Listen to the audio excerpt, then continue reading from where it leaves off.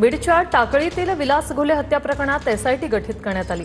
IPS Venkataram यांच्या अध्यक्षतेखाली ही SIT गठीत करण्यात आली।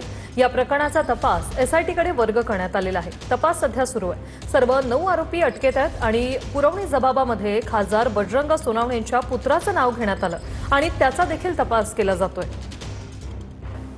बीडच्या केज तालुक्यातील टाकळी येथील तरुण विलास घुले हत्या प्रकरणामध्ये आता एसआयटी गठीत करण्यात आलेली आहे। आयपीएस अधिकारी वेंकटराम यांच्या अध्यक्षतेखाली ही एसआयटी गठीत करण्यात आली असून एसआयटीच्या माध्यमातून हा संपूर्ण तपास आता केला जाणार आहे। केज पोलिसांकडून आता हा तपास जो आहे तो एसआयटीकडे वर्ग करण्यात आलेला आहे आणि या तपासाला सुरुवात देखील करण्यात आलेली आहे।